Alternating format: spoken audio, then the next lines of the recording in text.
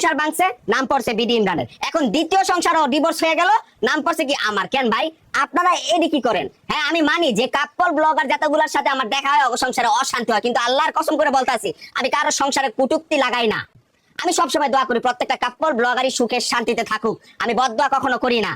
কাপড় ব্লগার রাজা মৌসুমীর সংসার ভাঙার পেছনে নাকি বিডি ইমরানই দায়ী, তার জন্যই নাকি রাজা মৌসুমীর সংসার ভেঙে গেছে। এই কথাগুলো এবার প্রকাশ্যে স্বীকার করেছেন বিডি ইমরান নিজেই। কেন তার জন্য রাজা মৌসুমীর সংসার ভেঙে গেছে, আসুন বিস্তারিত জেনে নেওয়া যাক। বেশ কিছুদিন আগেই কিন্তু বিডি ইমরান এবং রাজা মৌসুমী এই দুই কাপল ব্লগারদের একসাথে দেখা গেছে। সেই সময় ব্রাজিল এবং আর্জেন্টিনার জার্সি পরেও তাদের নাচা গাওয়া করতে দেখা গেছে, কিন্তু তার এক দুই দিনের মাথায় হঠাৎ করে মৌসুমী আর রাজার ডিভোর্স। এটা যেন একটা অনাকাঙ্ক্ষিত ঘটনা সোশ্যাল মিডিয়ার সকলের কাছে। শেষমেশ বাধ্য হয়ে মুখ খুলেছেন বিডি ইমরান। সে জানিয়েছে সকলের অভিযোগ করছে বিডি ইমরান নাকি যার সাথে মেশে তারই সংসার ভেঙে যায়, এবং সে নিজেও এই কথাটা স্বীকার করেছে। সে জানিয়েছে আগেরবার যখন রাজার সাথে আখির সংসার ভেঙে গিয়েছিল তখনও বিডি ইমরানেরই নাম উঠেছে। এবারও সেকেন্ড ওয়াইফ মৌসুমীর সাথে রাজার সংসার ভেঙে যাওয়ার পর আবারও সেই বিডি ইমরানের নাম উঠেছে। সে স্বীকার করে সে যাদের সাথে মিশে তাদের সংসার বেশি দিন টেকে না, কিন্তু সে কখনোই চায়নি রাজা এবং মৌসুমীর সংসারটা ভেঙে যাক, কারণ তাদের সংসারে ছোট্ট একটা ফুটফুটে কন্যা সন্তান রয়েছে। বিডি ইমরান আরো জানায় সে চেয়েছে যেন রাজা এবং মৌসুমী এক হয়ে যায়, তার জন্য একসাথে সংসার করে সে রাজাকে অনেক বুঝিয়েছে, প্রকাশ্যে এনেছে কেন তাদের সংসার ভেঙে গেল। জানা যায় মৌসুমী নাকি রাজার উপরে অনেক বেশি কড়া নজরদারি করে, এটাই রাজা কোনোভাবে মেনে নিতে পারেনি। বিডি ইমরান নিজেও বলেছে জামাইকে যেন এত বেশি নজরদারিতে না রাখে, তাহলে জামাই একদিন ঠিকই ছুটে যাবে। ঠিক তাই হলো।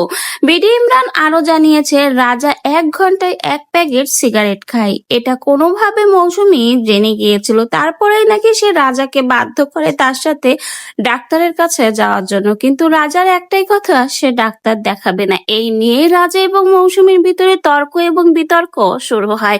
এক পর্যায়ে কথা কাটাকাটির পর্যায়ে রাজা বাসা ছাড়ে এবং মৌসুমী ক্ষিপ্ত হয়ে রাজাকে ডিভোর্স দেয়।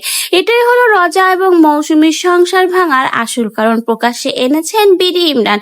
বিডি ইমরান আরো জানিয়েছে সে কখনোই চায়নি তাদের সংসার ভেঙে যাক, সে বারবার বুঝিয়েছে কারণ তাদের একটা ছোট্ট সংসারে ছোট্ট সন্তান রয়েছে। আগের সংসারেও কিন্তু ঠিক তাদের একটা ছোট্ট সন্তান ছিল, সেও আজকে এতিম হয়েছে। রানিয়া আজকে মামা মামিকেই কিন্তু বাবা মা হিসেবে জানে, রাজাকে চেনে না, এমনকি আখির ভালোবাসাও পায় না, কারণ আখি সবসময় কাজেই ব্যস্ত থাকে। কারণ আজকের এই সমাজে টিকে থাকতে হলে টাকা খুবই জরুরি, তাই তো টাকার পিছনে ছুটতে ছুটতে ছোট্ট মেয়ে রানিয়া আজকে বাবা মায়ের ভালোবাসা থেকে বঞ্চিত। এজন্য বিডি ইমরান চেয়েছে যেন রাজার এই ঘরের মেয়েটারও যেন এমন না হয়, তাই সে বারবার রিকোয়েস্ট করেছে যেন তারা এক হয়ে যায়, এমনকি তাদের দুজনেরই দোষ। বিডি ইমরান আরো বলেছে কেবলই মাত্র মৌসুমী ডিভোর্স দিয়েছে, একপাক্ষিক ডিভোর্স কখনো ডিভোর্স হয় না, চাইলে রাজা এসে মান অভিমান ভুলে যেন আবারও মিশে যায়, এমনকি মৌসুমী যেন তার মেয়েকে নিয়ে রাজার কাছে চলে যায়, কারণ কথা কাটির পর্যায়ে রাজা বাসা থেকে চলে গেছে।